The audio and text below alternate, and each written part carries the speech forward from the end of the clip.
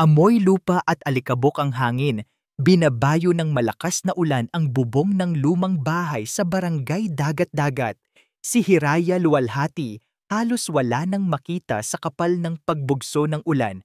Ay nakayuko sa isang kanal, ang kaniyang mga kamay ay abala sa pagtanggal ng mga baradong dahon at basura. Bawat patak ng ulan ay tila hagupit sa kaniyang likod. Ngunit mas matindi ang hagupit ng pangangailangan. Sa ilalim ng magulong ingay ng bagyo, tanging ang halaga ng kaniyang kikitain ang nasa isip niya. Sapat ba ito para sa gamot ni Malaya? Isang malakas na hampas ng hangin ang nagtulak sa kaniya at muntik na siyang madulas. Ngunit hindi siya sumuko. Ito ang buhay niya. Araw-araw kalaban niya ang dumi, ang hirap, ang pagmamaliit ng mundo. Ngunit sa bawat pagmamaliit, mas lalong lumalalim ang kaniyang paninindigan. Ang trabahong ito ang nagbibigay ng pagkakataong mabuhay si Malaya, ang kaniyang pinakamamahal na kapatid na may mahinang puso. Bigla, isang putok ng kulog ang umalingaw-ngaw at kasabay nito, isang mahinang iyak ang narinig niya. Tila nagmumula sa ilalim ng lupa. Napakunot ang noo ni Hiraya. Posible ba? Tumigil siya sa ginagawa, itinukod ang kaniyang mga kamay sa baradong takip ng imburnal. Pinakinggan niyang mabuti. Muling umalingaw-ngaw ang iyak, mas malakas, mas nagtataka at may halong takot. Isang bata. May tao ba dyan? Sigaw niya. Nilalamon ng hangin at ulan ang kaniyang tinig. Walang sagot, tanging ang patuloy na iyak. Hindi nag-atubili si Hiraya. Itinulak niya ang takip ng imburnal, halos madulas sa putik. Bumukas ito ng bahagya at sumambulat sa kanya ang mabahong amoy ng kanal. Nag-aalangan siya sandali, hindi dahil sa dumi, kundi sa panganib. Ang agos ng tubig ay malakas at ang dilim sa ilalim ay nakakakilabot. Ngunit ang iyak ng bata, hindi niya kayang balewalain. Naku po! Bulong niya nagmadaling maghugas ng kamay sa tubig ulan. Andyan na ako bata, kapit ka lang.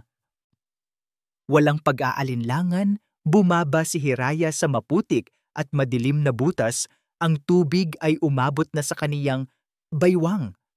Ang kaniyang puso ay kumakaba, hindi para sa sarili niya, kundi para sa batang hindi niya pa nakikita.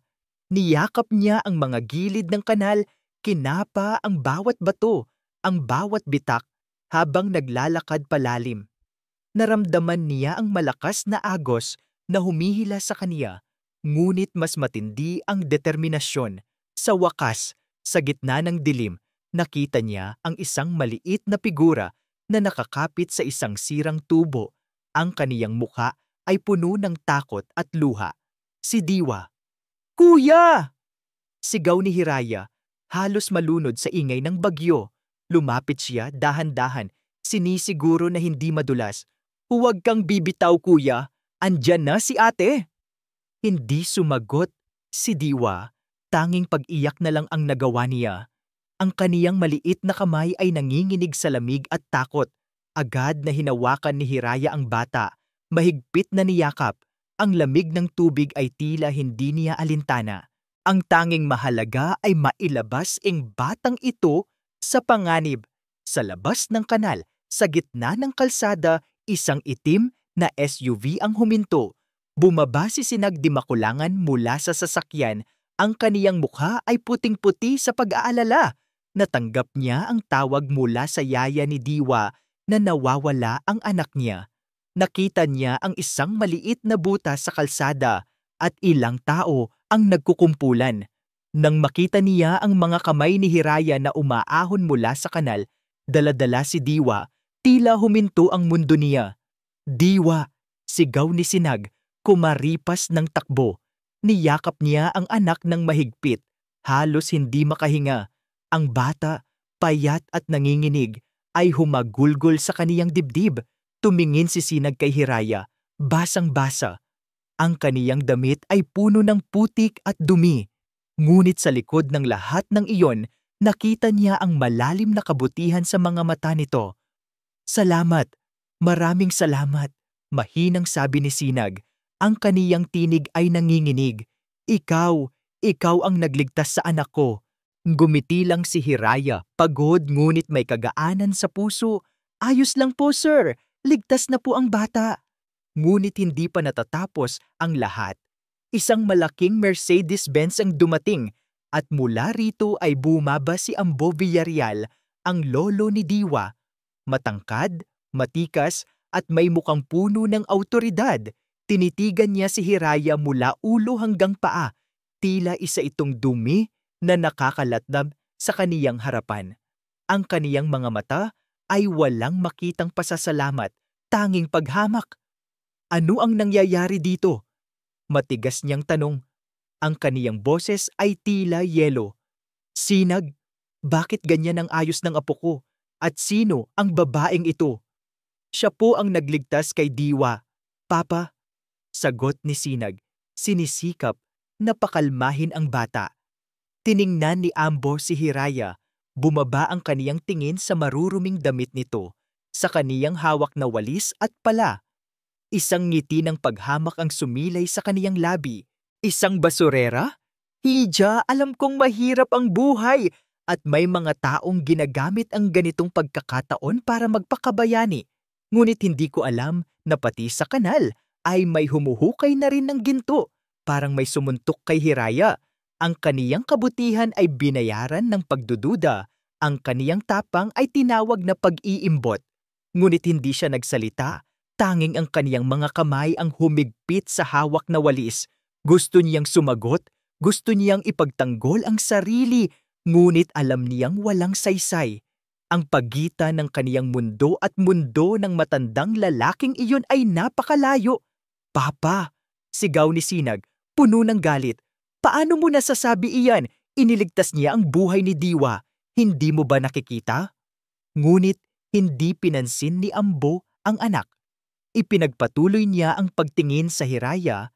Ang kaniyang mga mata ay tila sinasabi ang libu-libong salita ng paghamak. Sinag, ang babaeng ito ay hindi natin kapantay. Huwag kang magpauto sa kaniyang pagpapakabayani. Ang mga katulad niya ay may sariling agenda. Huwag mong hayaang lumapit siya sa ating pamilya. Isang matalim na sakit ang tumusok sa puso ni Hiraya. Ito ang simula. Alam niya, sa lalim ng kaniyang kaluluwa, na ang pagligtas niya sa batang ito ay hindi magiging simula ng isang magandang kwento, kundi simula ng isang bagong digmaan. Isang digmaan laban sa paghamak, laban sa mga pader na gawa sa pera at kapangyarihan.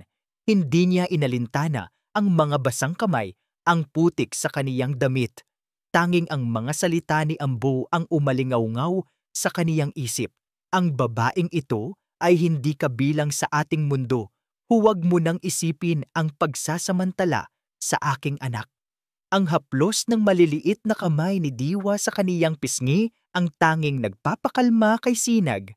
Nakaupo sila ngayon sa isang malambot na sofa sa sala ng hasyenda Sinagtala. Ang bata ay nakahiga sa kaniyang kandungan, mahimbing na natutulog. Ngunit sa likod ng kapayapaan ng sandaling ito ay ang nagbabadyang galit at pagkabahala ni Sinag. Ing mga salita ng kaniyang ama, si Ambo Villarreal, ay patuloy na umalingaw-ngaw sa kaniyang isipan. Ang bawat bigkas ay tila latigo. Paano mo nasasabi iyan, Papa?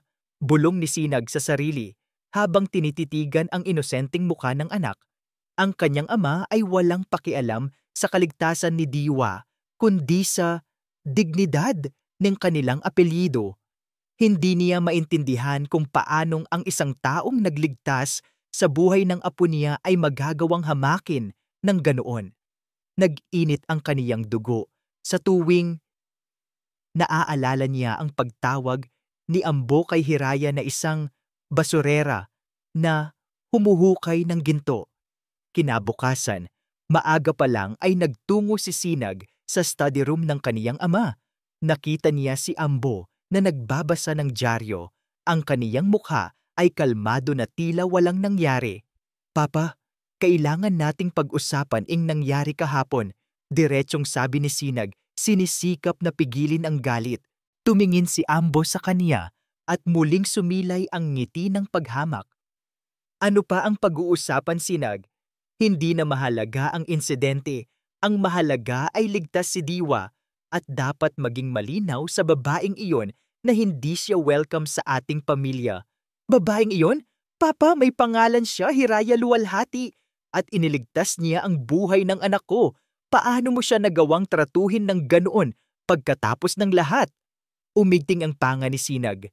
Dahil alam ko ang mga uri ng taong iyan, Sinag. Nagpapanggap na bayani, ngunit ang totoo ay may pinag-iinteresan. Maraming ganyan sa mundo. Gusto lang niya ng pera o kaya ay magkaroon ng connection sa ating pamilya para sa kaniyang sariling kapakinabangan. Hindi siya dapat lumapit sa atin. Si Ambo ay nagpatuloy sa pagbabasa ng dyaryo, tila wala nang sasabihin. Napahigpit ang kamao ni Sinag. Ang kawalang puso mo, Papa, ang siya mong kahinaan. Hindi lahat ng tao ay katulad ng iniisip mo. Hindi lahat ay naghahanap ng pera. Ngunit alam niyang walang mangyayari. Ang pader ng paghamak at pagmamataas ng kaniyang ama ay tila hindi kayang gibain ng sinumang nilalang. Naglakad siya palabas, ang puso ay puno ng bigat. Paano niya mapoprotektahan si Hiraya mula sa ganitong uri ng pagmamaliit? Paano niya maipapakita ang kaniyang pasasalamat nang hindi ito nagiging dahilan ng mas matinding paghamak? Nang gabing iyon, matapos ang hapunan, lumapit si Diwa kay Sinag. Hawak ang isang makulay na crayon drawing. Maliit ang bata, ngunit ang kaniyang mga mata ay puno ng kislap. Papa, tingnan mo po, sabi ni Diwa. Iniaabot ang drawing. Si Ate Hiraya po ito. Ang ganda po niya, di ba? Siya po ang anghel ko. Nagulat si Sinag. Ang drawing ay isang simple, ngunit puno ng pagmamahal na larawan ni Hiraya na may pakpak ng anghel at nakangiti. Ang maliit na bata ay na-attach agad kay Hiraya. Ito ang nagpatibay sa loob niya. Hindi niya hahayaang guluhin ng kaniyang ama ang inosenteng pagtingin ni Diwa at ang kabutihang loob ni Hiraya. Oo, anak. Napakaganda niya, mahinang sabi ni Sinag. Hinaplos ang buhok ni Diwa. Gusto mo bang makita si Ate Hiraya ulit? Tumango si Diwa ng mabilis. Ang kaniyang mukha ay puno ng pag-asa. Opo, Papa. Gusto ko po siyang yakapin ulit. Siya po ang nagligtas sa akin. Ang desisyon ni Sinag ay buo. Hindi niya maaaring hayaang balewalain ang kabutihang ginawa ni Hiraya. Bukas, hahanapin niya si Hiraya at magpapasalamat sa kaniya ng personal at disente, anuman ang sabihin ng kaniyang ama. Kinabukasan, sinimulan ni Sinag ang paghahanap kay Hiraya. Sa tulong ng ilang koneksyon, nalaman niya ang opisina ng kompanya ng sanitation na pinagtatrabahuhan nito. Nagtungo siya doon at matapos ang ilang pagtatanong, itinuro siya sa isang kalye kung saan naglilinis ang grupo ni Hiraya. Natanaw niya si Hiraya mula sa malayo. Nakayuko pa rin ito. Abala sa pagwawalis ng mga kalat sa bangketa, ang kaniyang damit ay simple at nakita pa rin ang bahid ng putik. May dignidad sa bawat galaw niya sa kabila ng uri ng trabahong ginagawa. Lumapit si Sinag.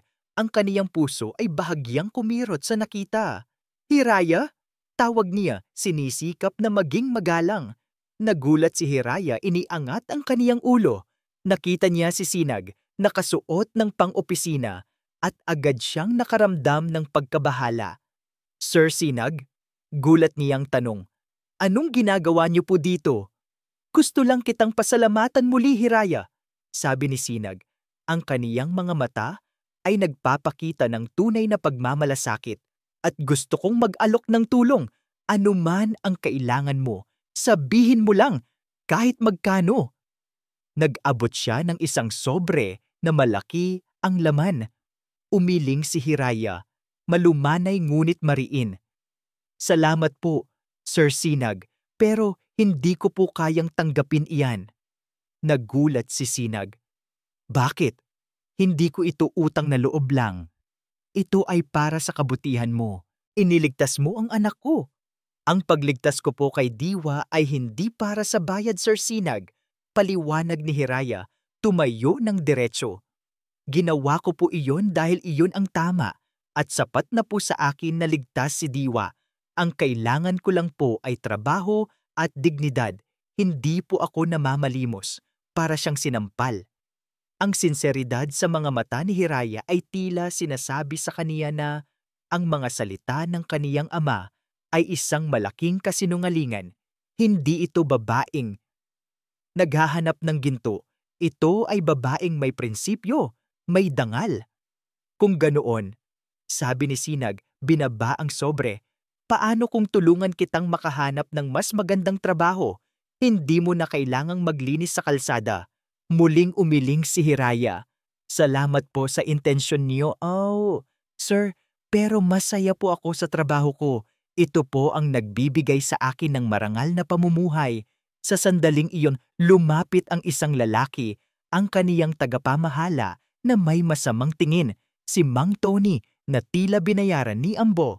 Hiraya, bakit ka nakikipag-usap sa kliyente? Hindi ka dapat nagpapabaya sa trabaho mo. Baka nakakalimutan mo na under probation ka lang dito. Galit na naramdaman ni Sinag. Kitang-kita niya ang pagnanais ni Mang Tony na saktan si Hiraya. Teka sir, sabi ni Sinag, tumayo sa harap ni Hiraya. Huwag mong pagsasalitaan ng ganyan ang isang babaeng gumagawa lang ng kaniyang trabaho. At sino ka naman? Matigas na tanong ni Mang Tony. Ako ang ama ng batang iniligtas niya. At sa pagkakaalam ko, may karapatan siyang magpahinga at makipag-usap sa sinuman. Binalingan ni Sinag si Hiraya. Kung may problema ka sa kaniya, sabihin mo lang sa akin. Sisiguraduhin kong hindi kanya muling guguluhin. Nagulat si Mang Tony sa tibay ng tindig ni Sinag. Tila siya umurong at bumulong ng, sige na nga Hiraya, bumalik ka na sa trabaho mo. Ngumiti si Sinag kay Hiraya, isang ngiting puno ng pag-asa. Alam kong hindi magiging madali. Alam kong may mga taong susubukan tayong guluhin. Ngunit gusto kong malaman mo. Hinawakan niya ang kamay ni Hiraya, marahan, at tumingin ng diretso sa mga mata nito. Hindi ka nag-iisa. Hindi ako papayag na saktan ka ng sinuman anuman ang mangyari. Ang mga salitang iyon ay hindi lamang pangako, kundi isang deklarasyon, isang paninindigan laban sa isang mundo na pilit silang paghihiwalayin. Sa kaniyang puso, alam ni Sinag na ito ay simula pa lamang ng isang mahabang laban. Ang mga salita ni Sinag ay tila musika sa pandinig ni Hiraya, isang sinag ng pag-asa sa gitna ng makulimlim na mundo niya. Hindi ka nag-iisa. Hindi ako papayag na saktan ka ng sinuman, anuman ang mangyari. Paulit-ulit itong naglaro sa kaniyang isipan habang tinatapos niya ang kaniyang shift. Nagbibigay ng kakaibang lakas at init sa puso niya. Ngunit kasabay nito, isang alon ng pagkalito at takot ang sumabay. Ang kanilang mundo ay napakalayo.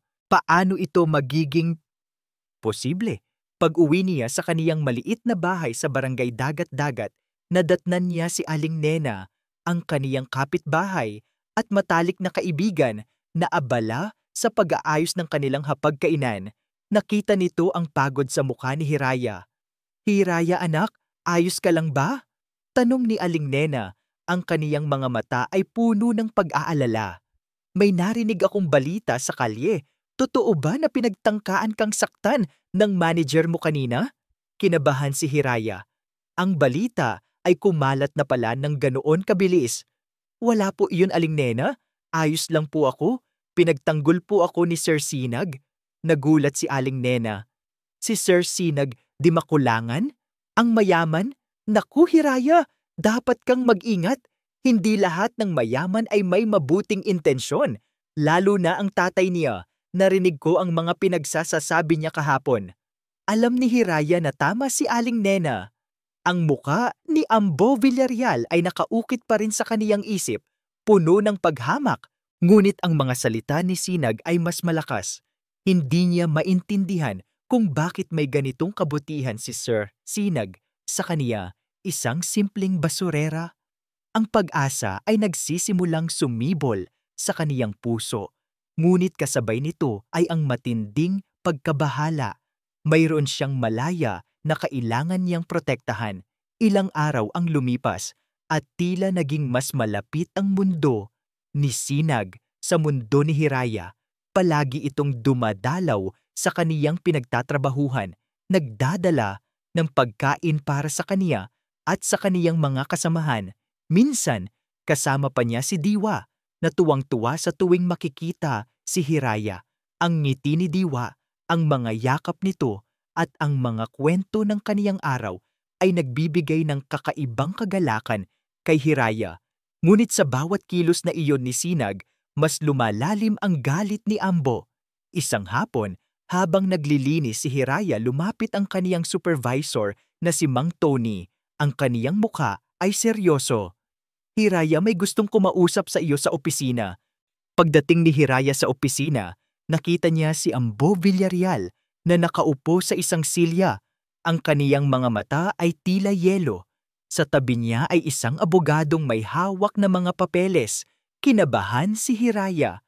"Umupo ka, Hija!" sabi ni Ambo. Ang kaniyang boses ay kalmado ngunit may panggigipit. "Diretsahan na tayo. Alam kong mahirap ang buhay mo. Alam kong may kapatid kang may sakit. Bibigyan kita ng sapat na pera, napakamalaking pera, para sa pagpapagamot ng kapatid mo at para makapagsimula ka ng bagong buhay sa ibang lugar." Gulat na napatingin si Hiraya. "Ano po ang kapalit, sir?" Ngumiti si Ambo, ngunit walang init ang ngiting iyon. "Ang kapalit ay napakasimple. Lumayo ka kay Sinag, lumayo ka kay Diwa. Kalimutan muna ang pamilya di makulangan. Huwag kang magpakita sa kanila kailanman. Sa madaling salita, mawala ka sa buhay nila." Para siyang binuhusan ng malamig na tubig, ang kaniyang puso ay kumirot. Pera. Masyadong malaki ang pera para tanggihan, lalo na para sa kalusugan ni Malaya. Ngunit, ang kapalit? Ang kapalit ay ang kaniyang dangal, ang kaniyang pagkakaibigan kay Diwa, at ang kakaibang damdamin na nararamdaman niya para kay Sinag. "Hindi ko po kayang gawin iyan," mahinang sabi ni Hiraya. "Hindi po ako magpapasuhol para lang sa kabutihang loob na ginawa ko." Tumawa si Ambo, isang malalim at mapanuyong tawa. "Kabutihang loob? O pagpapanggap? Hija, huwag kang magkunwari. Alam ko ang mga katulad mo. Ang pera ay makakapagbigay sa iyo ng lahat ng gusto mo." Umiling si Hiraya, tumayo ng diretso. Ang kaniyang mga mata ay puno ng determinasyon. "Hindi po lahat ng bagay ay nabibili ng pera, sir. At ang dangal ko po ay hindi po ibebenta. Iniligtas ko po si Diwa dahil iyon ang tama, hindi para humingi ng kapalit. At hindi po ako aalis sa buhay ni Sir Sinag at Diwa dahil sa inyong pera. Mayroon po akong sariling mga prinsipyo." Nagbago ang mukha ni Ambo. Naging matalim ang kaniyang mga mata. "Kung ganoon, haharapin mo ang galit ng pamilya di makulangan, Hija. Hindi ka namin papayagan na manatili sa buhay ng apo ko. Sisiguraduhin kong magsisi ka sa desisyon mo." Paglabas ni Hiraya mula sa opisina, naramdaman niya ang pait. Alam niyang nagsisimula pa lang ang laban, ngunit sa likod ng pait, may kakaibang lakas na sumibol sa kaniya. Hindi siya susuko. Kinagabihan, ginanap ang isang malaking charity ball sa lungsod ng Kalinaw na dinaluhan ng mga pinakamayamang pamilya sa lungsod. Si Sinag, na nakasuot ng formal na tuksido, ay nasa gilid ng bulwagan, abala sa pakikipag-usap sa ilang business partners. Ngunit ang kaniyang isip ay lumilipad sa ibang lugar. Nakita niya ang kaniyang ama na masayang nakikipag-usap sa isang magandang babae. May edad na kaunti, ngunit may eleganteng tindig at napakagandang ngiti. Si Isabela de la Fuente. Ang ama ni Sinag ay matagal nang gustong iparehas siya kay Isabela na nagmula sa isang respetadong pamilya ng mga negosyante. Lumapit si Ambo kay Sinag, kasama si Isabela. "Sinag, narito si Isabela la," sabi ni Ambo. Ang kaniyang boses ay puno ng pagmamalaki. "Dinaluhan niya ang ating event. Di ba't napakakaapadadang balita? Bagay na bagay kayo. Ngumiti si Isabela kay Sinag, isang ngiting matamis ngunit may kakaibang pagtatago. Magandang gabi, Sinag. Glad you could make it. Pilit na ngumiti si Sinag. Alam niya ang ibig sabihin nito. Ito ang susunod na hakbang ng kaniyang ama para ilayo siya kay Hiraya. Isang angkop na asawa. Isang angkop na ina para kay Diwa. Magandang gabi, Isabela. Maikli niyang tugon. Ngunit bago pa matapos ang gabi, naggulat si Sinag nang makita niya si Hiraya, hindi sa bulwagan, kundi sa labas ng gusali, naglilinis pa rin ni mga bakas ng party. Mayroon itong kasamang iba pang clean-up crew. Ang kaniyang damit ay punit-punit na. Kitang-kita niya ang lungkot sa mga mata ni Hiraya nang masilayan nito ang kagandahan at karangyaan sa loob ng bulwagan at nang makita niya si Isabela na nasa tabi niya. Sa sandaling iyon, naramdaman ni Hiraya ang sakit. Ang mundo niya at mundo ni Sinag ay tila mga magkaibang planeta.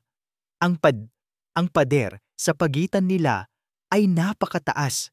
Tumalikod siya sinisikap na huwag pansinin ang kislap ng mga ilaw at ang ingay ng musika. Ang kaniyang puso ay bumigat. Ito ang katotohanan. Pagkatapos ng kaniyang shift, pagod na pagod si Hiraya. Habang naglalakad siya pauwi sa dilim, isang puting sobre ang nakita niya sa ilalim ng kaniyang pintuan. Kinuha niya ito at nang buksan niya isang papel na may mga ginupit na letra mula sa dyaryo ang sumalubong sa kanya. Layuan mo sila. Kung hindi, ang buhay ng kapatid mo ang ibabayad mo. Nanginig ang mga kamay ni Hiraya. Hindi na ito banta sa kaniya, banta na ito sa buhay ni Malaya. Ang kaniyang puso ay kumirot sa takot. Sino ang may gawa nito? Alam niyang si Ambo Villarreal ang nasa likod nito. Tumingin siya sa malayo, sa direksyon ng lungsod ng Kalinaw, kung saan naroon ang hasyenda Sinagtala. Ang mga ilaw ay kumikinang, ngunit sa kaniyang paningin, ang mga ilaw na iyon ay tila mga matatalim na espada na handang sumugat sa kaniya. Napakabigat ng pakiramdam ni Sinag ng gabing iyon. Ang ngiti ni Isabela de la Fuente, ang pagmamalaki ng kaniyang ama habang ipinapakilala siya, at higit sa lahat, ang muling pagkikita niya kay Hiraya sa labas ng bulwagan ay tila mga tinik na tumusok sa kaniyang puso. Ang mukha ni Hiraya, na puno ng lungkot at pagod, ay hindi niya maalis sa kaniyang isipan. Alam niyang labis ang pagkakaiba ng kanilang mundo, ngunit ang kabutihan at tapang ni Hiraya ay hindi kayang tabunan ng anumang karangyaan. Kinaumagahan, habang nag-aalmusal, napansin niya ang kakaibang katahimikan ni Diwa.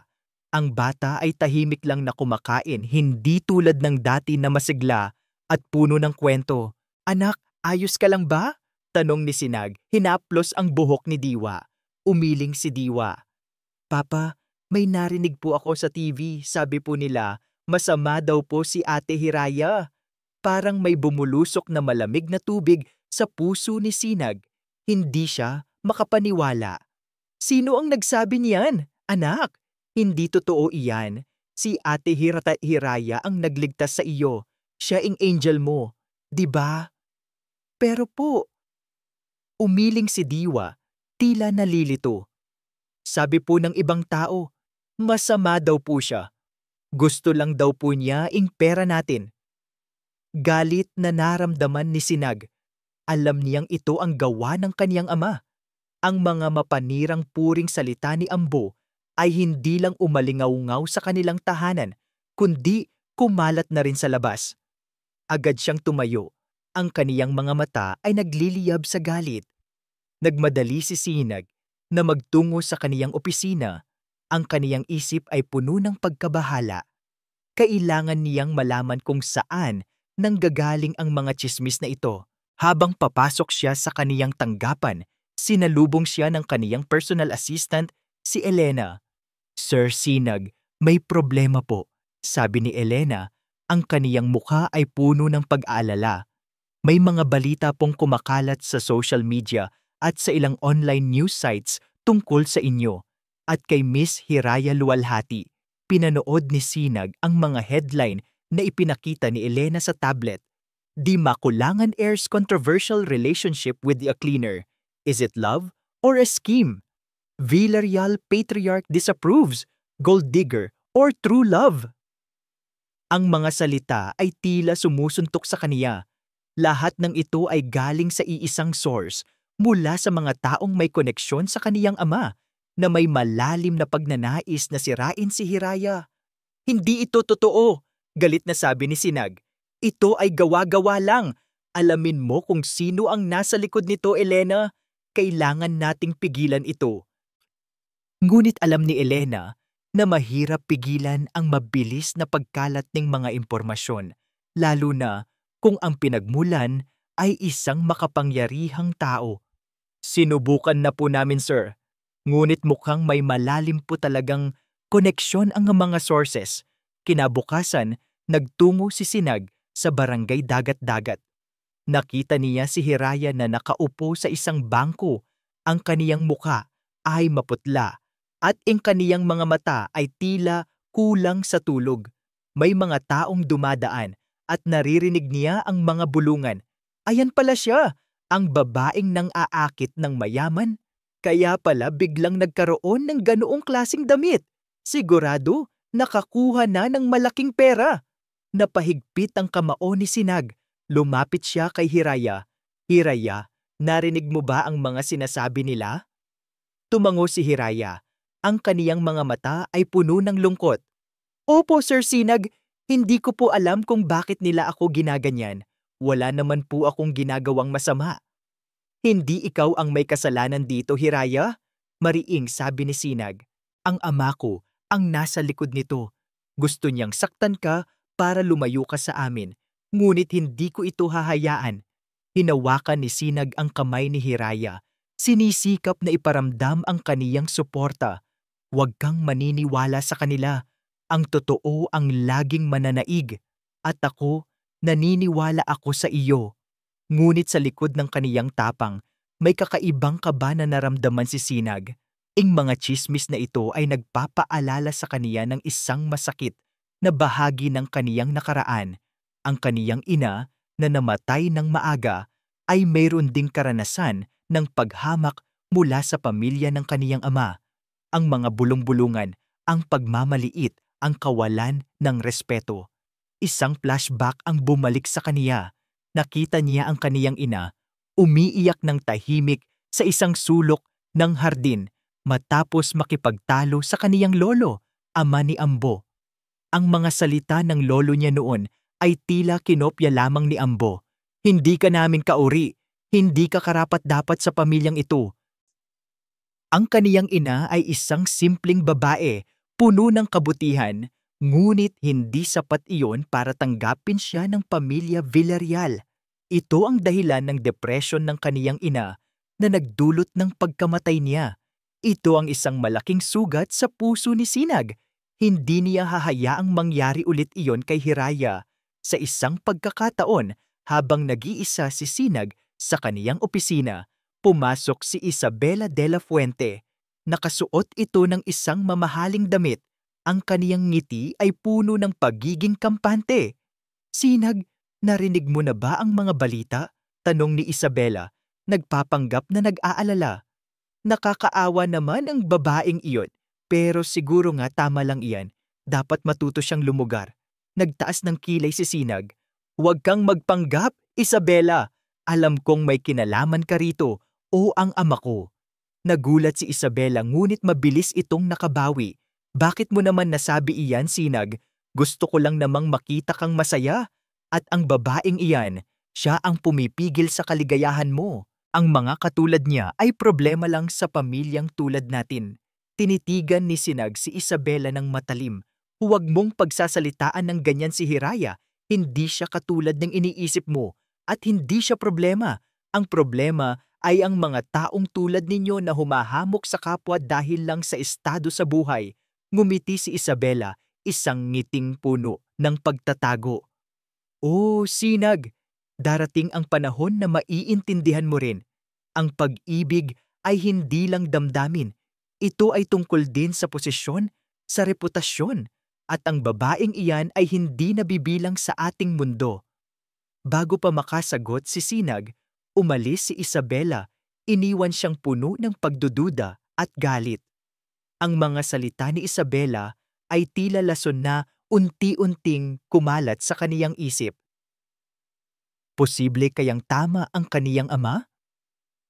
Ngunit agad niyang itinigil ang pag-iisip na iyon. Hindi, hindi niya pwedeng pagdudahan ang kabutihan ni Hiraya. Nang gabing iyon, habang naghahanap si Sinag ng ilang lumang dokumento sa kaniyang study room, nakita niya ang isang lumang kahon. Sa loob nito, mayroong isang folder na may nakasulat na Legal Matters, 1995. Binuksan niya ito at nakita niya ang isang serye ng mga dokumento na may kaugnayan sa isang kaso ng land dispute na kinasasangkutan ng isang pamilyang Villarreal, hindi ang kanilang Villarreal, at isang pamilyang Luwalhati. Hindi niya masyadong pinansin ang Luwalhati sa simula, ngunit nang makita niya ang mga pangalan ng mga testigo, nakita niya ang isang pamilyar na pangalan, Ambo Villarreal, ang ama niya. Ang puso ni Sinag ay kumabog ng mabilis. Ano ang kinalaman ng ama niya sa kaso ng pamilyang Luwalhati? Ito ba ang dahilan ng matinding puot ni Ambo kay Hiraya? Ang mga tsismis ay tila apoy na mabilis na kumalat sa tuyong damo.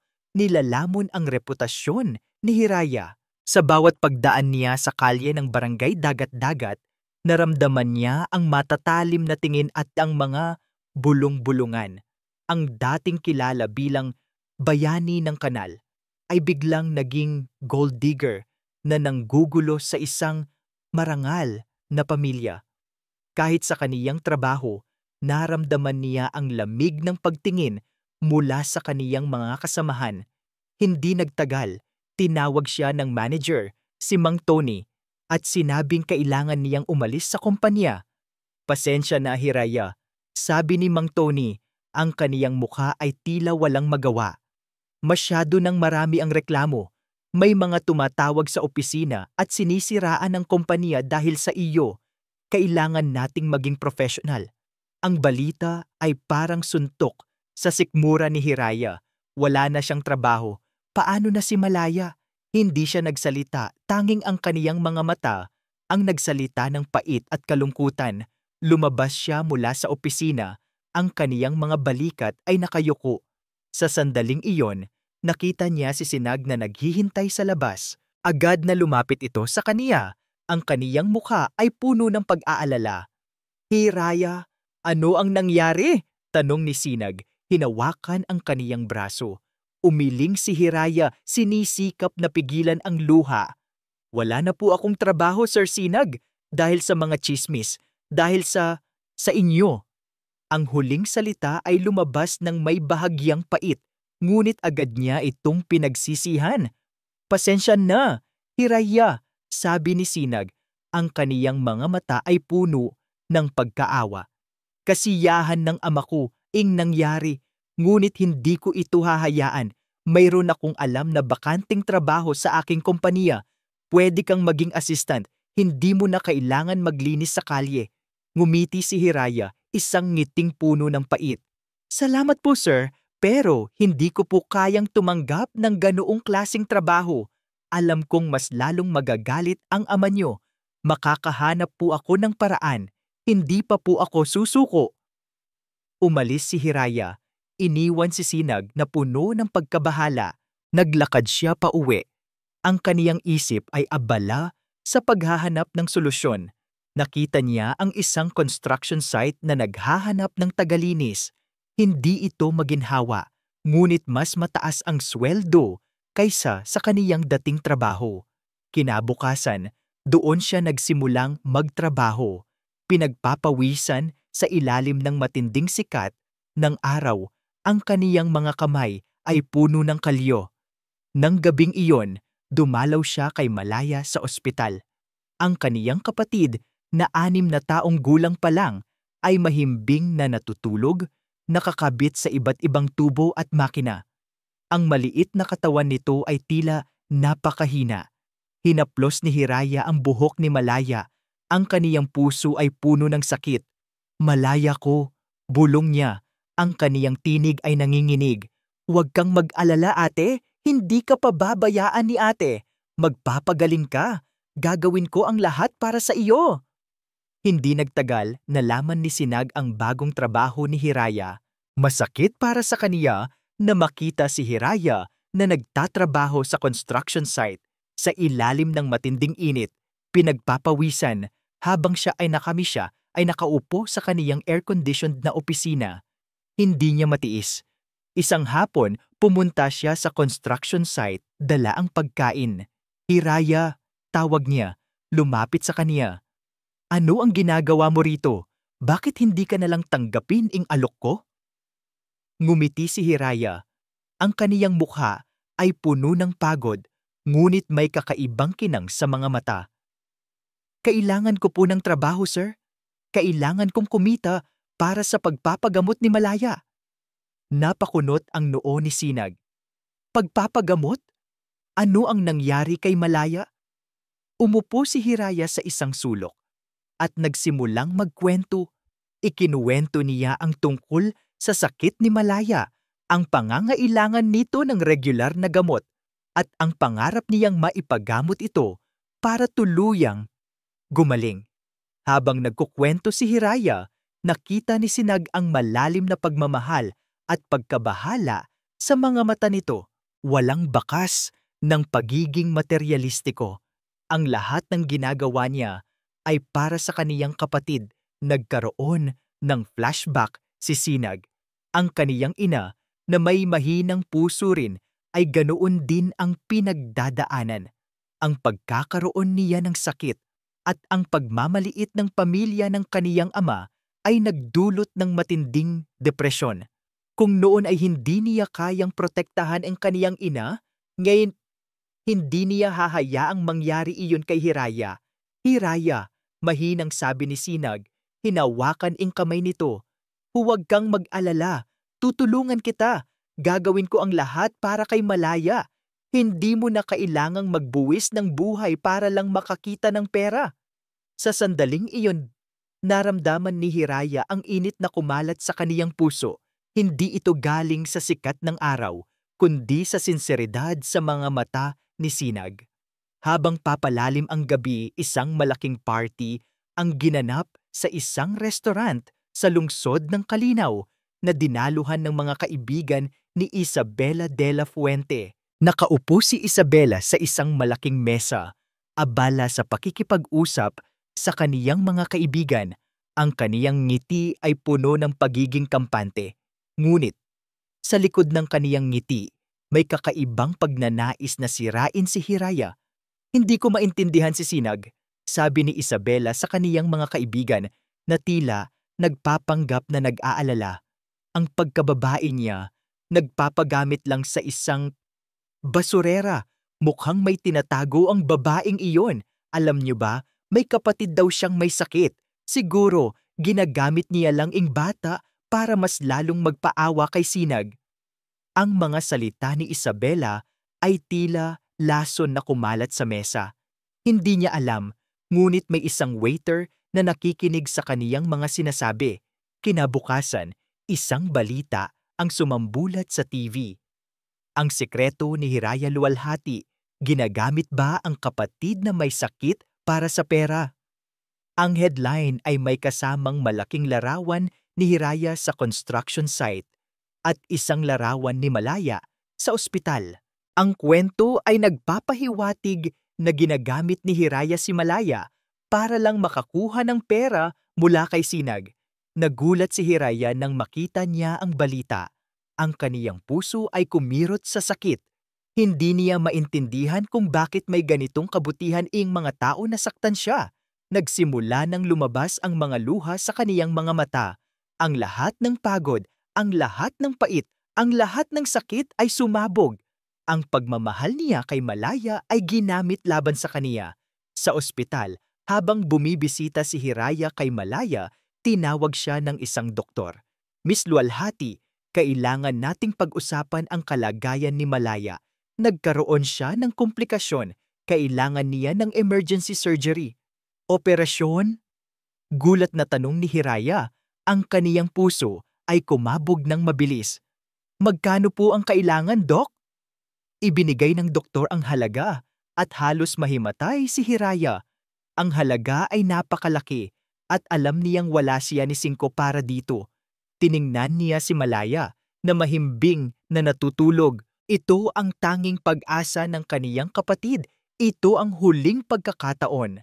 Ang balita tungkol kay Hiraya at ang paggamit sa kalagayan ni Malaya para siraan siya ay tila isang malaking suntok sa puso ni Sinag. Ang galit sa kaniyang ama ay umapaw. Alam niyang ito ang gawa ni Ambo at marahil pati na rin si Isabela ay may kinalaman. Ngunit bago pa niya maharap ang ama, nakatanggap siya ng tawag mula kay Hiraya. Ang boses nito ay nanginginig, halos hindi maintindihan sa pag-iyak. Sir Sinag, si Malaya po. Kailangan po niya ng emergency surgery. Ang laking halaga po ng kailangan. Wala po akong pera. Wala na po akong matatakbuhan. Ang mga salita ni Hiraya ay tila mga panaghoy na tumusok sa kaniyang puso. Agad na tumungo si Sinag sa ospital. Nadatnan niya si Hiraya na nakaupo sa labas ng operating room. Ang kaniyang mga mata ay maga sa kakaiyak. Hiraya, huwag kang mag-alala. Tutulungan kita. Anuman ang halaga, ako ang sasagot. Ngumiti si Hiraya, isang ngiting puno ng pait. Salamat po, Sir Sinag. Pero may kapalit po. Ikinuwento niya ang tungkol sa pag-aalok ni Ambo ng pera kapalit ng paglayo niya kay Sinag at Diwa. Ngayon po, mas lalong binigyan ni Sir Ambo ng kondisyon. Kung gusto ko pong mabuhay si Malaya, kailangan ko pong pumirma ng kasunduan na hindi na po ako lalapit sa inyo at kay Diwa. Habang buhay po akong aalis. Galit na galit si Sinag. Hindi niya maintindihan kung paanong ang kaniyang ama ay naging ganoon. Huwag mong pirmahan iyan, Hiraya. Hindi ko hahayaan iyan. Kung kailangan ng pera, ako ang magbibigay. Hindi kanya pwedeng diktahan. Agad na umalis si Sinag mula sa ospital. Ang kaniyang isip ay puno ng galit at determinasyon. Nagtungo siya diretso sa hacienda Sinagtala, kung saan alam niyang naroon si Ambo. Nadatnan niya ang ama sa kaniyang study room, nakaupo sa harap ng kaniyang mesa, tila walang pakialam sa nangyayari. Papa! Galit na sigaw ni Sinag, pumasok sa loob ng kwarto. Ano ang ginawa mo kay Hiraya? Bakit mo siya pinipilit na pumirma ng kasunduan? Bakit mo ginagamit ang sakit ni Malaya para lang ipagtabuyan siya? Tumingin si Ambo sa kanya. Ang kaniyang muka ay kalmado, ngunit may kakaibang pagmamataas. Ginagawa ko lang ang tama, Sinag. Pinoprotektahan ko ang pamilya natin. Ang babaeng iyan ay isang problema. Isa siyang gold digger na ginagamit ang kapatid niya para lang makakuha ng pera sa atin. Kailangan siyang lumayo sa atin sa pamilya di makulangan. Gold digger? Papa, siya ang nagligtas sa buhay ng apo mo. Siya ang taong may busilak na puso. Hindi siya katulad ng iniisip mo. Umigting ang panga ni Sinag. At huwag mong sasabihin na ginagamit niya si Malaya. Alam kong masakit ang mawalan ng mahal sa buhay, pero hindi niya ito ginagamit. Narinig niya ang mga salita ni Sinag at biglang nagbago ang mukha ni Ambo. Anong alam mo sa sakit, Sinag? Hindi mo naiintindihan ang sakit na dulot ng isang babaeng hindi kauri. Ang sakit? Na dulot ng isang babaeng sumira sa ating pamilya. Ang boses ni Ambo ay umalingaw-ngaw, puno ng galit at pait. Ang mama mo, kasalanan niya ang lahat. Kung hindi siya pumasok sa buhay ko, hindi mangyayari ang lahat ng iyon. Ginulo niya ang pamilya natin. Kung hindi siya naging mahina, hindi siya mamamatay. Twistlon 1. Nagulat si Sinag. Ang kaniyang puso ay kumabog ng mabilis. Anong sinasabi mo, Papa? Namatay si Mama dahil sa sakit sa puso. Hindi siya mahina. Siniraan niyo siya kayong lahat ang dahilan kung bakit siya nagkasakit. Nagsinungaling ako sa iyo, Sinag, galit na sabi ni Ambo. Tila nawawala sa sarili. Ang mama mo, siya ang dahilan kung bakit nasira ang pangalan ng pamilya Villarreal, naging depressed siya, nagwala, at mas pinili niyang mamatay kaysa harapin ang kahihiyan na dala niya sa atin. Inisip niya ang sarili niya, hindi ang pamilya. Hindi ko siya mapapatawad sa ginawa niya. Ang mga salita ni Ambo ay tila mga bala na tumusok sa puso ni Sinag. Ang kaniyang ina ay namatay dahil sa depresyon, hindi lamang sa sakit sa puso, at ang dahilan ng depresyon ay ang pagmamaliit at pagmamaltrato ng kaniyang ama. Ang lahat ng kasinungalingan, ang lahat ng pagpapanggap ay biglang naglaho. Ang kaniyang mundo ay tila gumuho. Sa labas ng study room, sa likod ng malaking pinto, nakatayo si Diwa. Kakaalis lang niya sa kaniyang klase sa pagpipinta at tumakbo siya sa bahay para hanapin ang kaniyang papa. Ngunit nang marinig niya ang malakas na sigawan ng kaniyang lolo at papa, nagtago siya sa likod ng pinto. Ang maliit na bata ay nakarinig ng lahat, ang mga salita tungkol sa kaniyang lola, ang tungkol sa kaniyang mama, ang tungkol sa depresyon at pagmamaliit. Ang maliit na puso ni Diwa ay tila pinipiga. Ang kaniyang lolo, ang taong kinagisnan niyang matigas ngunit may awtoridad, ay siya palang dahilan ng kalungkutan ng kaniyang mama. Hindi totoo iyan! Galit na sigaw ni Sinag, hinawakan ang damit ng ama. Nagsisinungaling ka! Si mama ay mabuting tao, pinatay mo siya, papa. Pinatay mo siya sa pagmamaliit mo. Ngunit hindi na sumasagot si Ambo. Ang kaniyang mukha ay puting-puti at ang kaniyang mga mata ay puno ng takot. Napagtanto niya ang kaniyang nasabi, ngunit huli na ang lahat nang makita ni Diwa ang galit sa mukha ng kaniyang papa at ang takot sa mukha ng kaniyang lolo. Hindi na siya nakatiis. Ang kaniyang mga mata ay puno ng luha at isang malakas na iyak ang lumabas sa kaniyang bibig. Lolo, sigaw ni Diwa, lumabas mula sa pinagtataguan. Ikaw ang masama. Ikaw ang nagpatay kay mama. Nagulat sina Sinag at Ambo.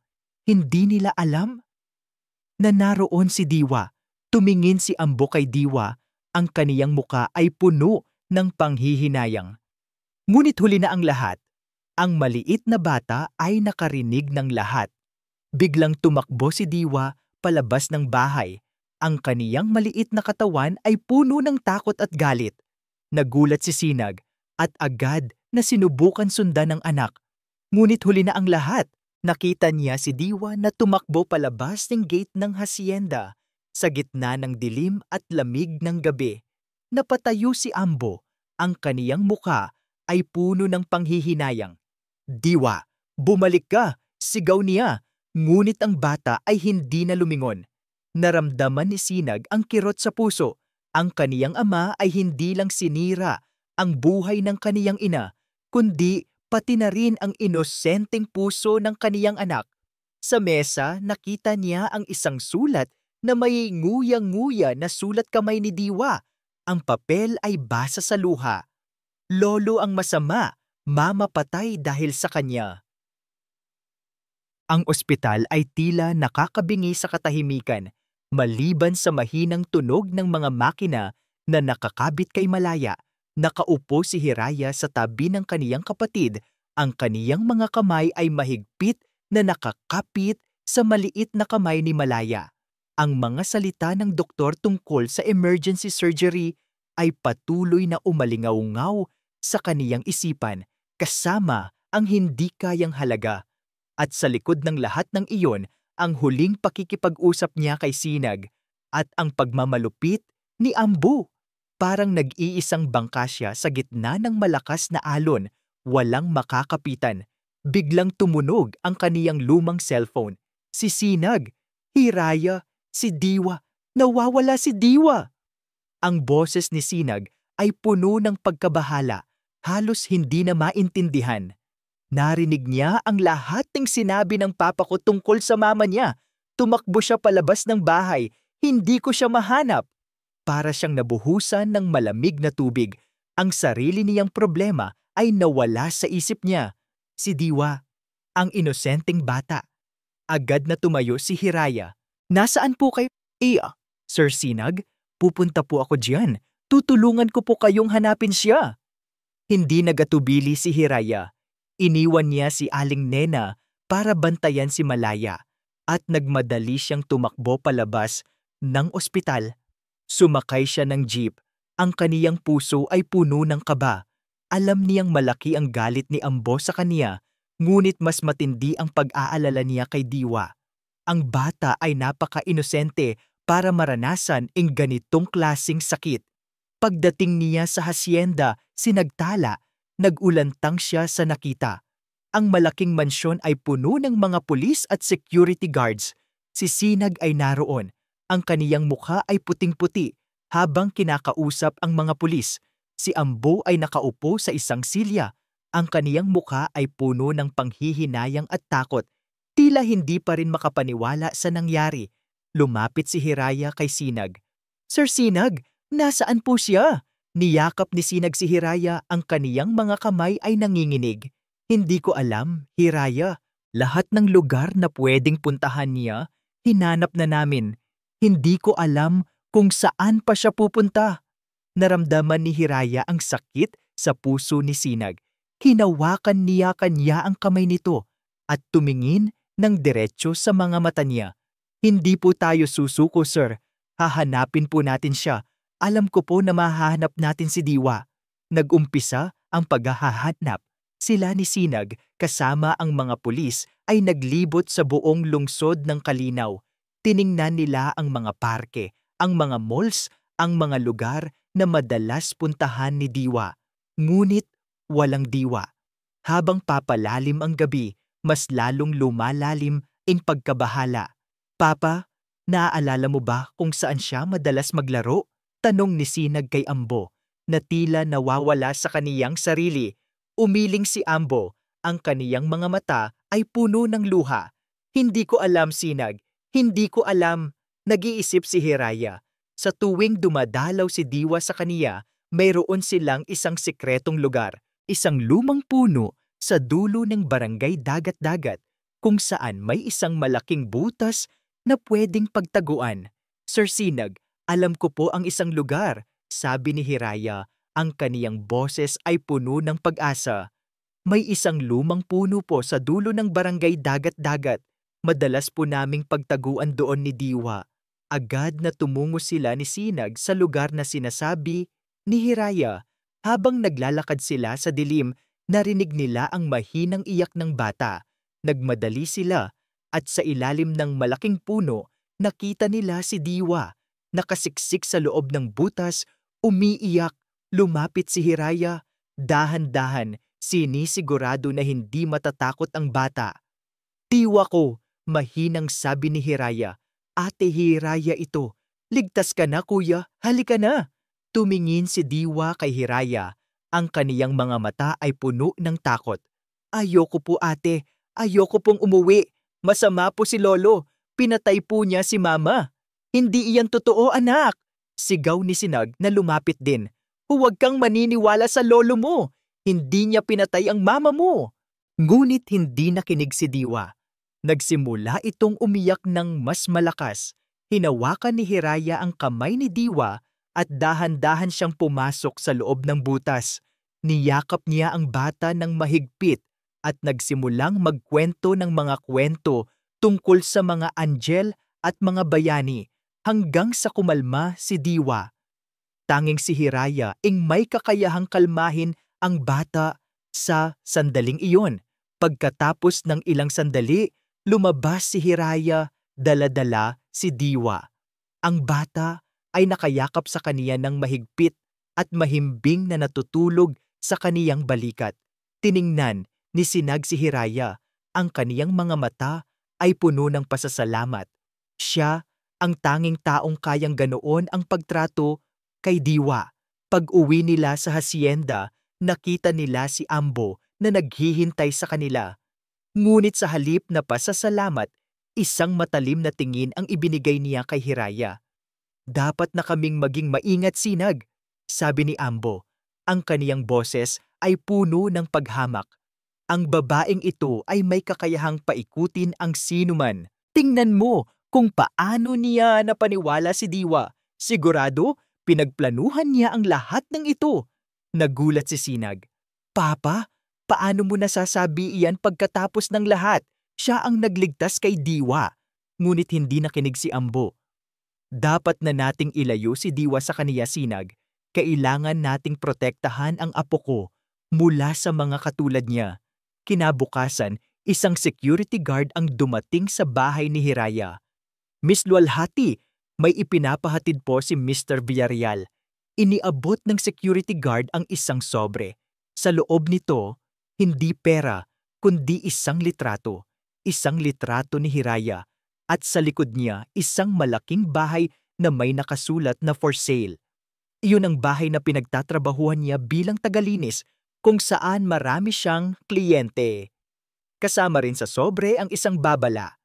Layuan mo ang pamilya Di Makulangan, kung hindi, mawawalan ka ng trabaho at masisira ang pangalan mo at hindi na makakabalik si Malaya sa ospital.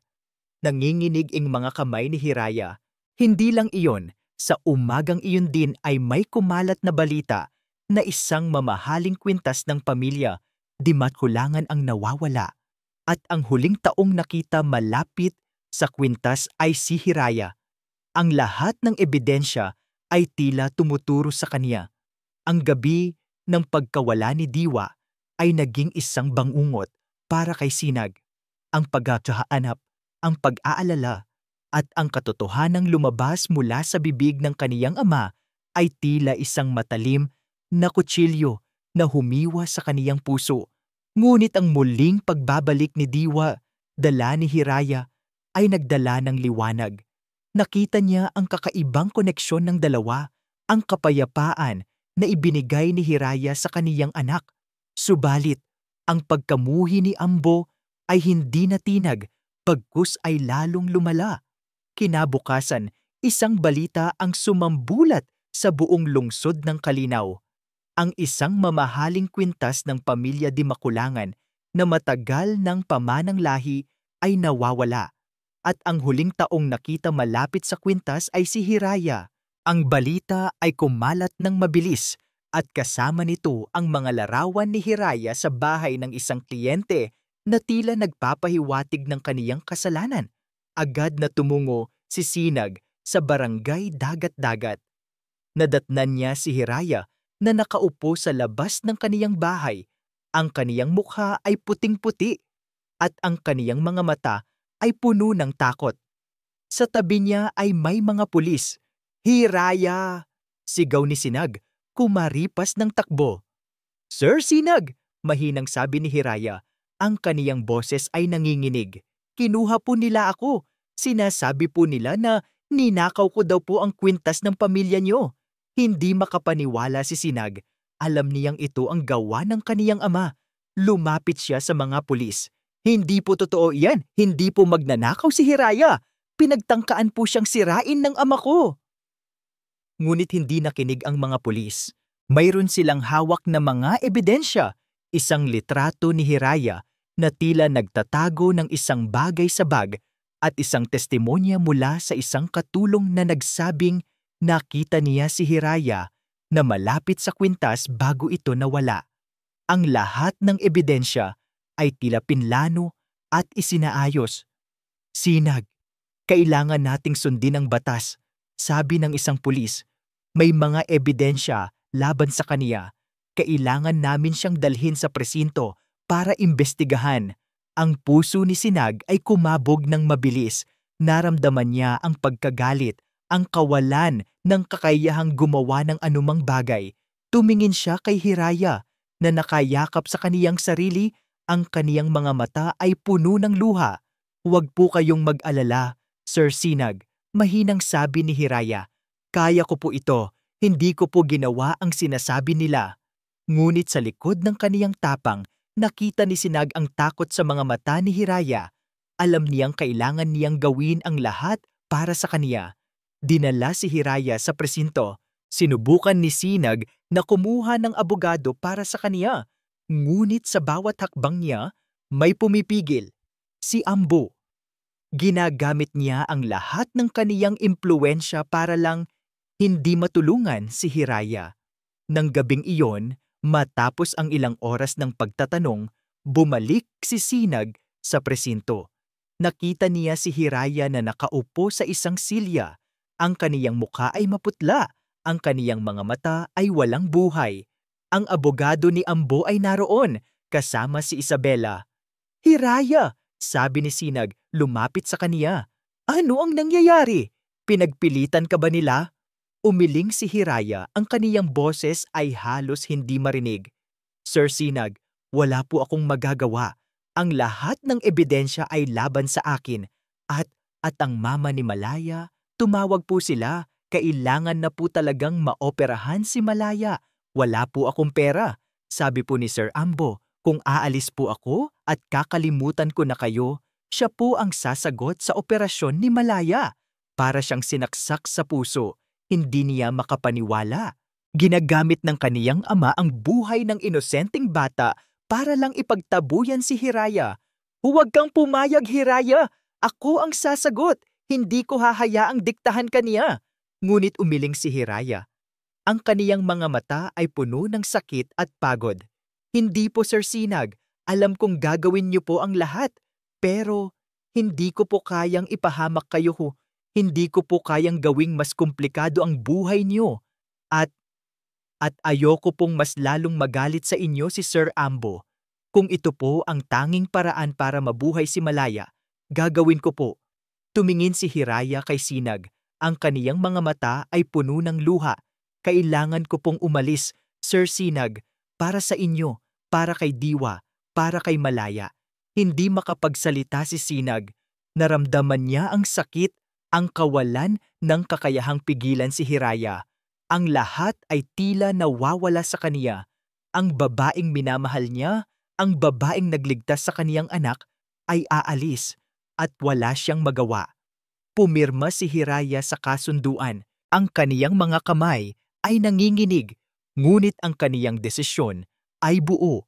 Nakita ni Imbo ang ginawa ni Hiraya at isang ngiti ng pagtatagumpay ang sumilay sa kaniyang labi. Si Isabela ay naroon din. Ang kaniyang ngiti ay puno ng pagiging kampante. Umalis si Hiraya mula sa presinto. Ang kaniyang mga hakbang ay mabagal. Ang kaniyang puso ay puno ng bigat. Tumingin siya kay Sinag na nakatayo sa likod. Ang kaniyang mukha ay puno ng sakit. Isang luha ang pumatak mula sa mga mata ni Hiraya. Ito ang huling pagkakataon na makikita niya ang lalaking minahal niya. Ito ang pagtatapos ng pangarap niya. Sa dilim ng gabi, umalis si Hiraya. Iniwan si Sinag sa likod. Ang kaniyang puso ay tanan-tanan. Naramdaman niya ang pagkatalo, ang kawalan ng pag-asa. Nawala si Hiraya at kasama nito ang lahat ng pag-asa niya. Sa mesa ng presinto, naiwan ang isang maliit na kahon na may nakasulat na, "Kaya natin ito." Binuksan ito ni Sinag at nakita niya ang isang lumang larawan. Isang larawan ng isang babae na tila lola ni Hiraya na nakangiti sa harap ng isang lumang bahay. Sa likod ng larawan, may nakasulat na isang kakaibang pangalan, Luwalhati Villarreal Disputa 995. Ang puso ni Sinag ay kumabog ng mabilis. Ano ang ibig sabihin nito? Ang mundo ni Hiraya ay tila gumuho. Ang mga pangako ni Ambo Villarreal ay natupad. Tumanggap siya ng malaking halaga para sa operasyon ni Malaya. Ngunit kapalit nito ang paglisan niya mula sa buhay ni Sinag at duwade at sa hadiba bakaba. Tutsa, ang kaniyang puso ay puno ng sakit at pangungulila.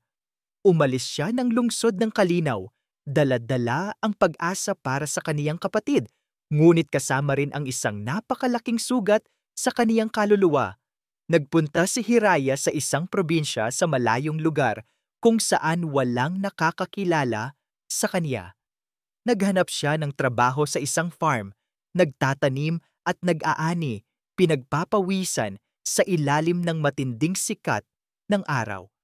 Ang pisikal na pagod ay tila nakakatulong para pansamantalang malimutan ang sakit ng puso. Bawat gabi, bago matulog, tinitingnan niya ang larawan ni Malaya, ating maliit na drawing ni Diwa na ibinigay nito sa kanya na tila nagbibigay ng kakaibang lakas. Naging matagumpay ang operasyon ni Malaya. Matapos ang ilang buwan, unti-unti itong nakarecover. Ang tuwa ni Hiraya ay hindi masukat. Ito ang tanging liwanag sa madilim niyang mundo. Ngunit sa likod ng tuwa, ang pangungulila kay Sinag at Diwa ay nanatili. Isang hapon, habang nag-ayos si Hiraya ng mga lumang gamit sa kaniyang tinutuluyan, natagpuan niya ang isang lumang kahon.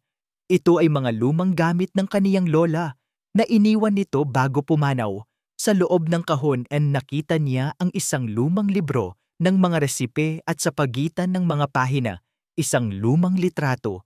Ang litrato ay luma na, kupas na ang kulay, ngunit kitang-kita pa rin ang mga mukha ng mga tao. May isang babae na halos kamukha niya, at sa tabi nito, isang batang lalaki. Sa likod ng litrato, may nakasulat na isang kakaibang pangalan, Luwalhati, Villarreal Dispute 1995. Nagulat si Hiraya.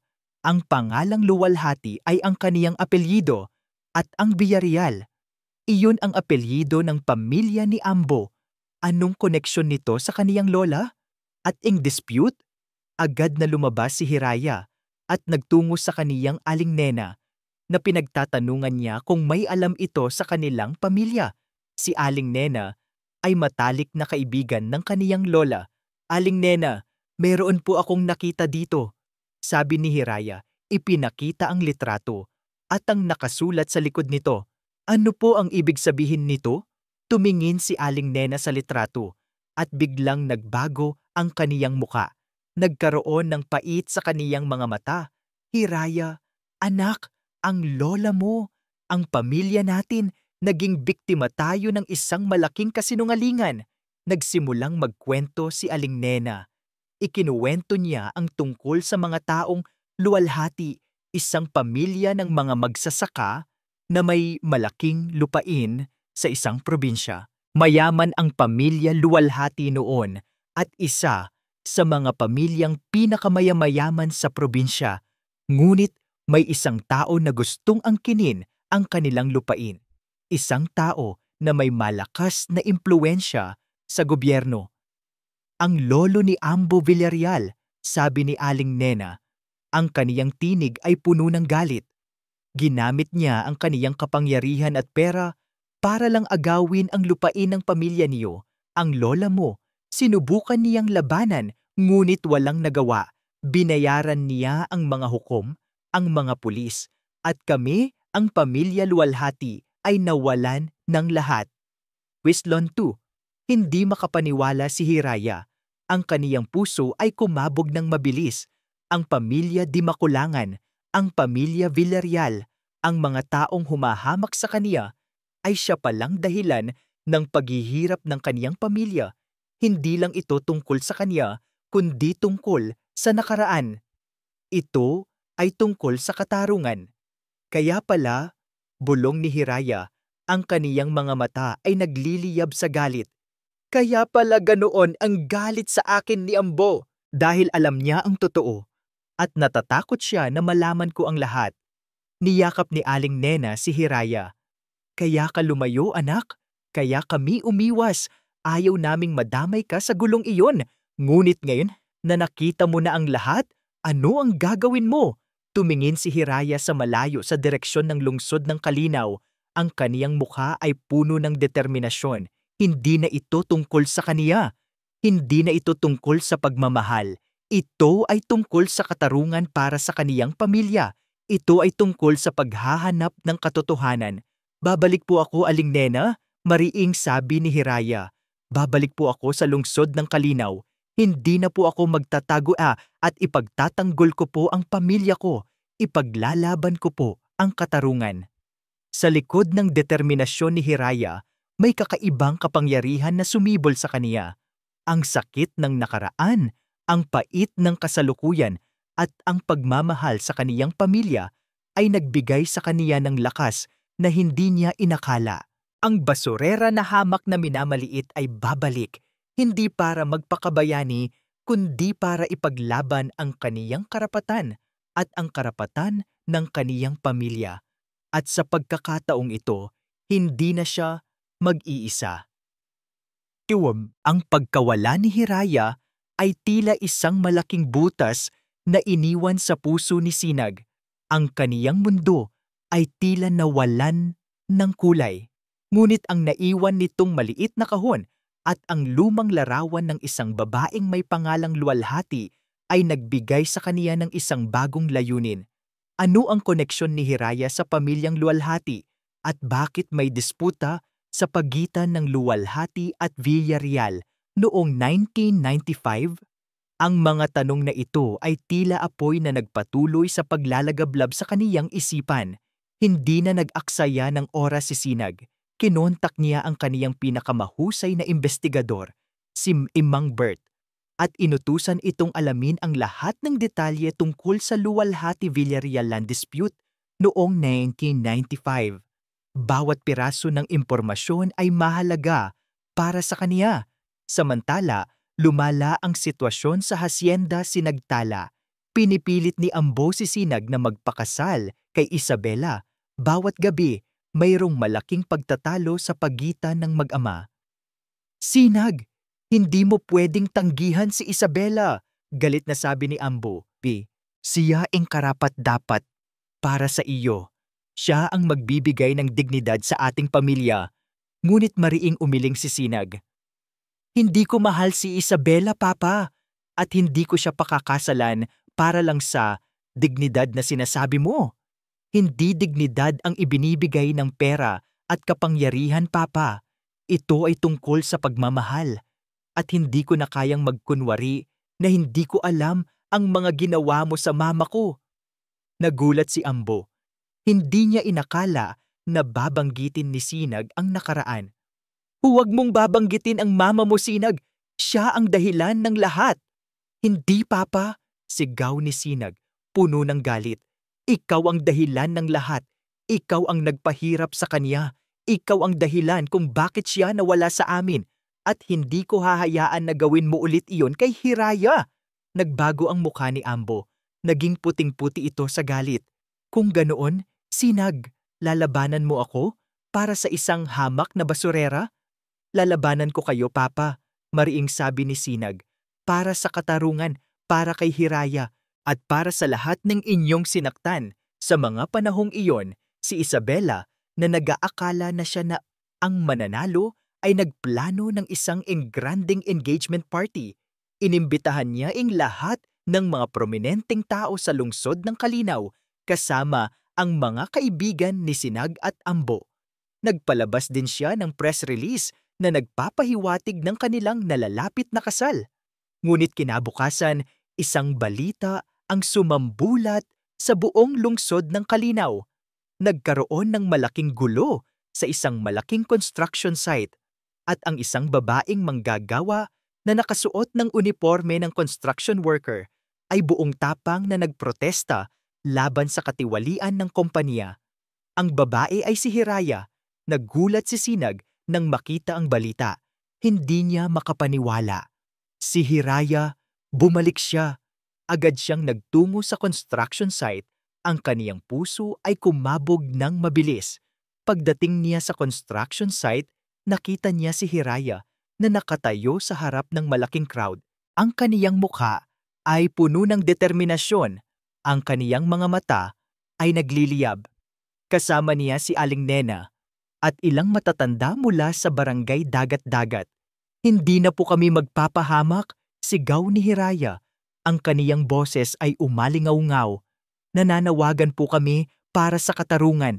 Ang lupain po na ito ay sa pamilya Luwalhati at kinuha po ito sa amin ng iligal ng pamilya Villarreal.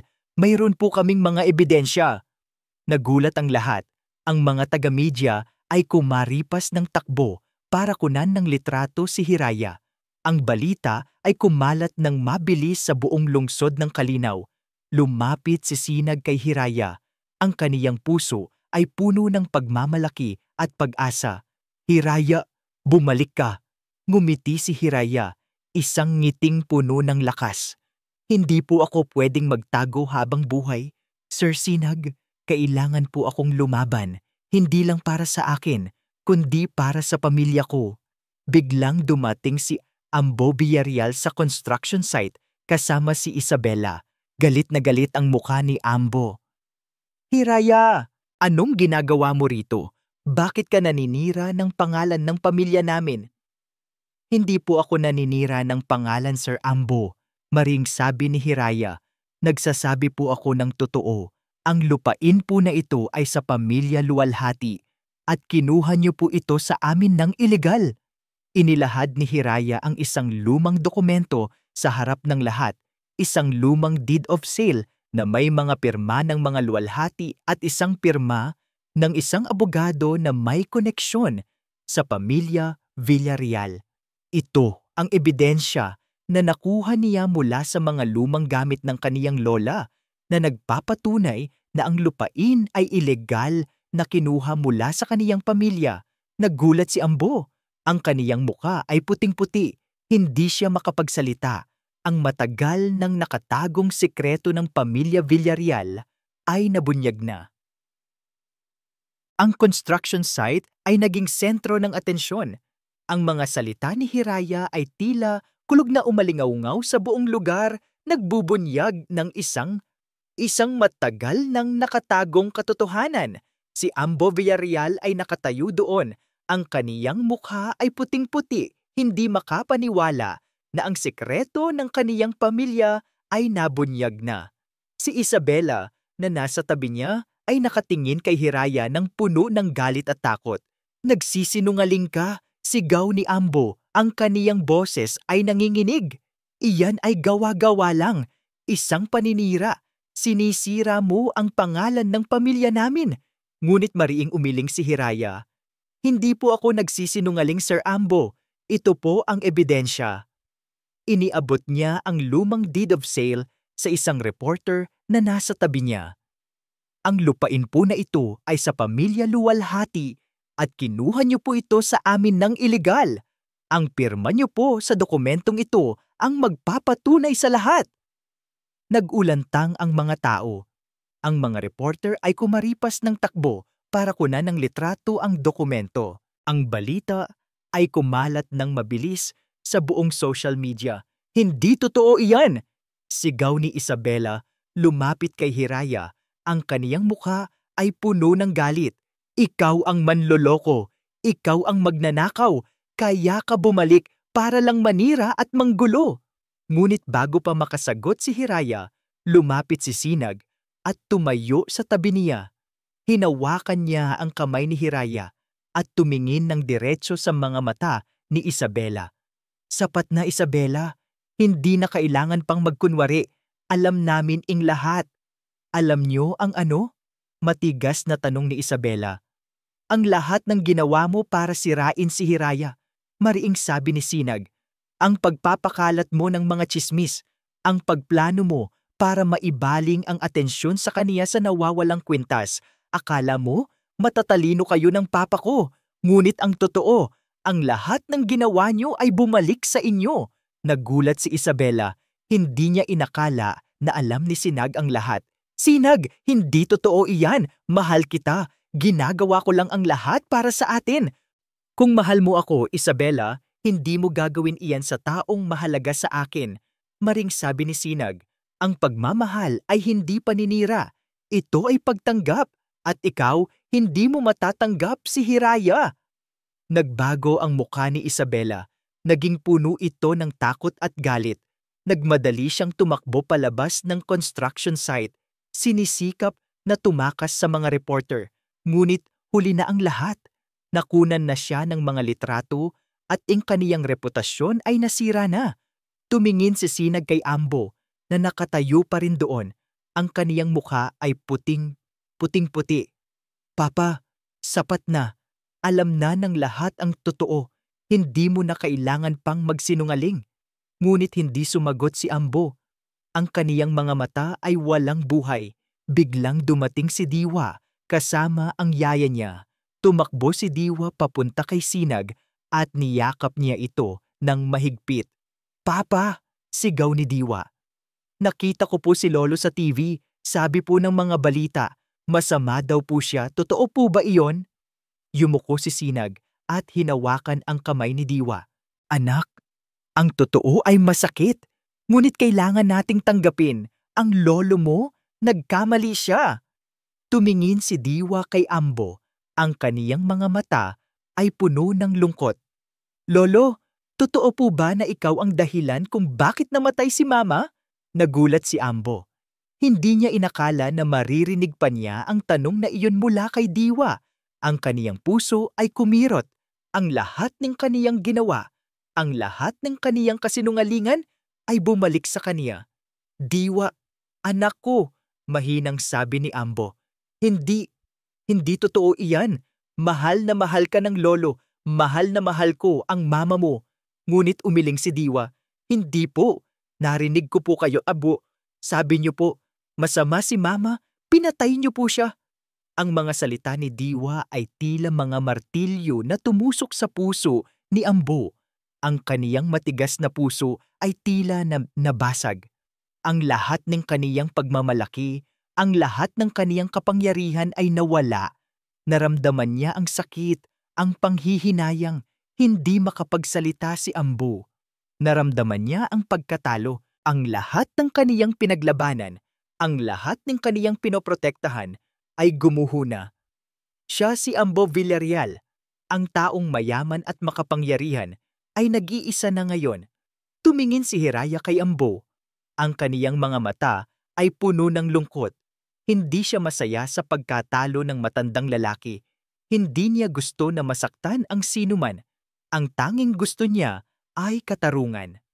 "Sir Ambo," mahinang sabi ni Hiraya, "hindi po ako naghahanap ng paghihiganti. Ang gusto ko lang po ay katarungan para sa pamilya ko, para sa lahat ng sinaktan niyo." Niyakap ni Sinag si Hiraya. Ang kaniyang puso ay puno ng pagmamalaki. Nagtagumpay sila. Nagtagumpay ang pagmamahal at katarungan laban sa paghamak at kapangyarihan. Ngunit sa likod ng tagumpay, naramdaman pa rin ni Hiraya ang isang kakaibang lungkot. Ang sakit na dulot ng laban na ito ay masyadong malalim. Ang araw matapos ang malaking pagbubunyag sa construction site ay nagdala ng kakaibang kapayapaan at kasabay nito, isang malalim na pagbabago. Si Ambo Villarreal ay nahaharap sa maraming kaso, hindi lamang dahil sa ilegal na pag-angkin ng lupain ng pamilya Luwalhati, kundi pati na rin sa paggamit ng impluwensya para manipulahin ang batas.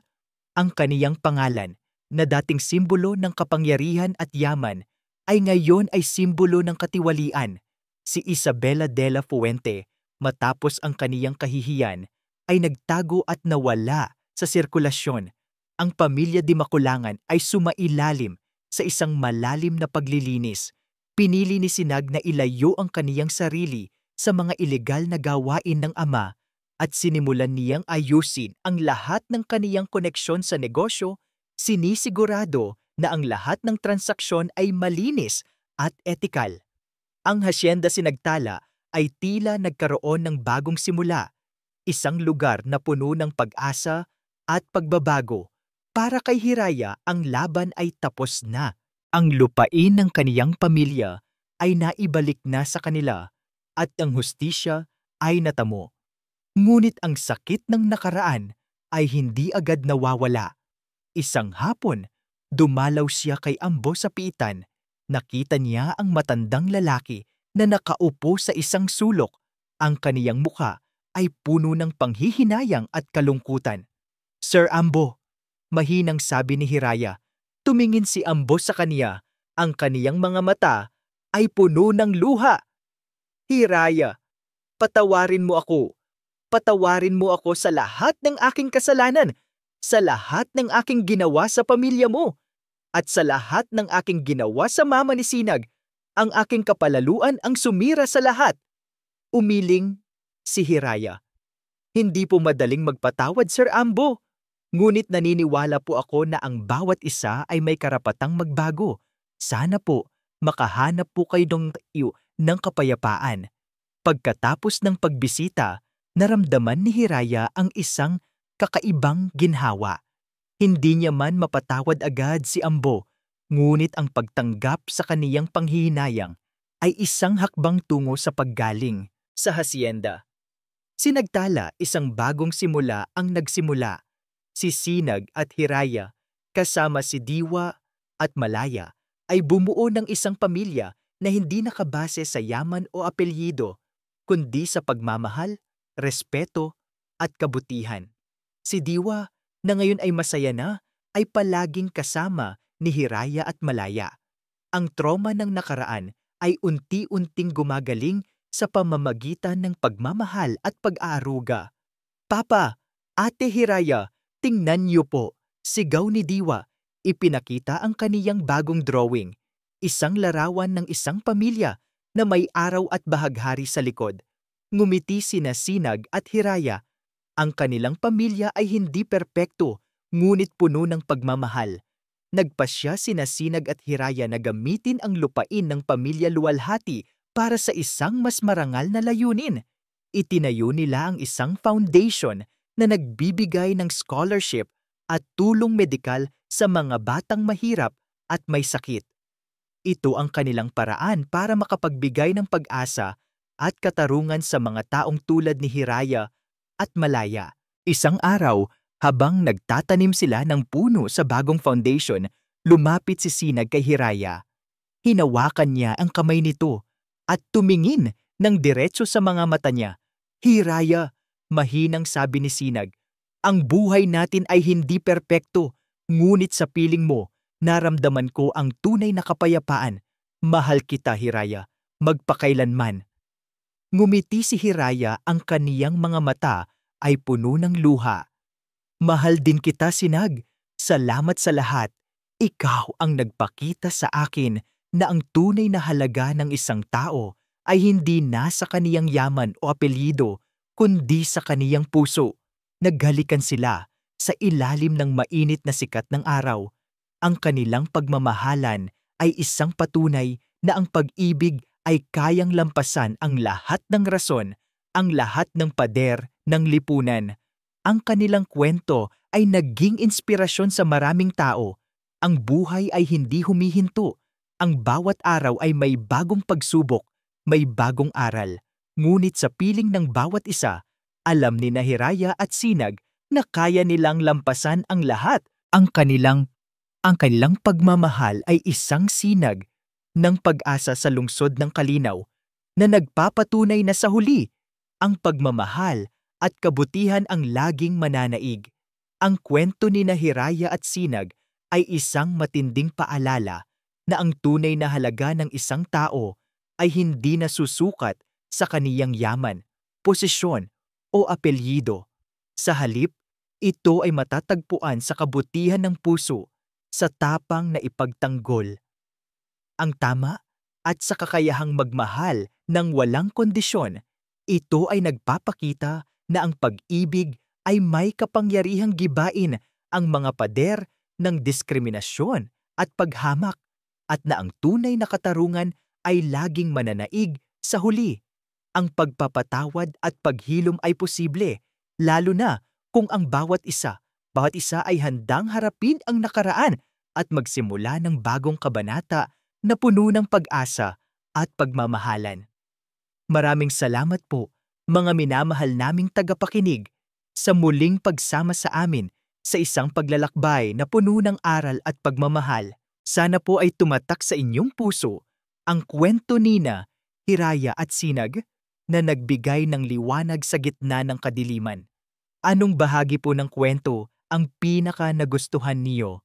Mayroon po ba kayong natutunan mula sa mga pagsubok na pinagdaanan ng ating mga karakter? Huwag po kayong mahihiyang mag-iwan ng inyong mga komento sa ibaba. Gusto po naming marinig ang inyong mga saloobin. Hindi dito nagtatapos ang ating paglalakbay. Marami pa pong kwentong kasing ganda at mas puno ng aral dito sa aming channel. Kung nagustuhan na huyo ang kwentong ito, i-like, i-share sa pamilya at mga kaibigan, at mag-subscribe na rin para lagi kayong updated sa mga susunod pa naming kwento. I-click na yung notification bell para kayo ang unang makarinig kapag may bago kaming upload. Pagpalain po kayo ng Panginoon, kayo at ang inyong buong pamilya. Hanggang sa muli. Kwentong Pag-ibig. PH